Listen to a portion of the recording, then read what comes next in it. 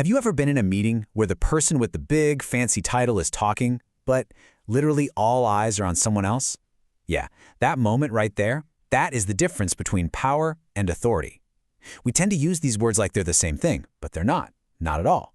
And today, we're going to untangle exactly what that difference is and, more importantly, why it matters so much. So let's just get right down to it. Are power and authority the same thing? The short answer, a big, fat no. And honestly, once you get a handle on this difference, it's going to fundamentally change how you see your workplace, your teams, pretty much any social situation you're a part of.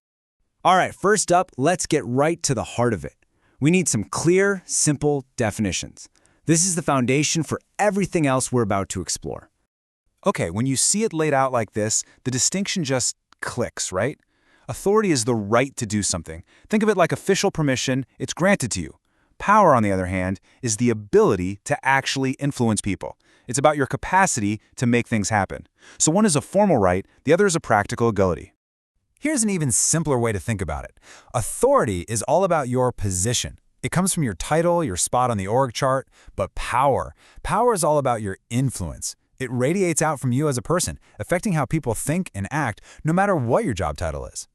So, if authority is a right, it kind of begs the question, doesn't it? Where does that right even come from? Well, the famous sociologist Max Weber gave us this brilliant framework, breaking authority down into 3 distinct types. Let's break these down real quick. First, you've got traditional authority. This is basically the because we've always done it this way type. You know, the heir taking over the family business. Their authority comes from custom. Then there's charismatic authority. This is all about personal magnetism, that special something. Think of an inspiring startup founder who people would follow anywhere just because of who they are. And finally, the one we see most often, rational legal authority. This comes from a formal position, a set of rules. Your manager has this simply because the company handbook says they do. Now, let's flip this coin over.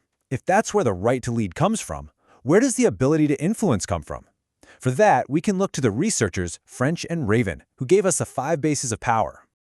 Okay, this is where things get super practical. First, you have reward power. Pretty simple, it's the ability to give out raises, bonuses, the good stuff. The flip side of that is coercive power, the power to punish or create negative consequences.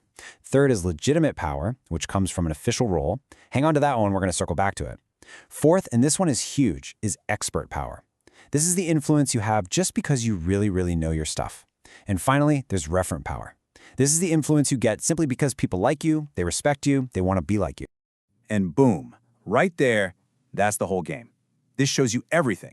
Just think about it. That one person on your team, the one with no fancy title, but when there's a huge problem, they are the very first person everyone runs to for help. That's expert power, right there in action. Or what about that coworker everyone just seems to trust and admire? That's referent power. They have massive influence with absolutely zero formal authority. Okay, remember how I said we'd come back to legitimate power? Well, here's where it all snaps together. Weber's rational legal authority is the right to lead that comes from a title. French and Raven's legitimate power is the ability to influence because people accept that right. See? They are 2 sides of the very same coin. Your title gives you authority, but you only really have legitimate power if your team actually buys into it and respects it. Okay, so we've covered the theories, the definitions, but why should you care? What's the so what here in the real world? Let's bring it all home. So here's what it all boils down to.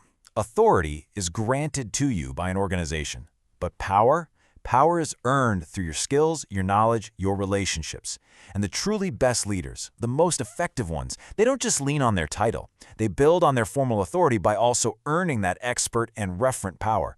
Just getting this difference gives you a brand new map to navigate any organization you're in. And that leaves us with one last thing to think about. Apply this to your own life, right now. Who do you know that has the big title, all the authority, but they just can't seem to get anything done? And maybe more importantly, who's that person with no formal title at all, but when they speak, everyone else in the room stops and listens? That person, right there, that's the difference between authority and power in the real world.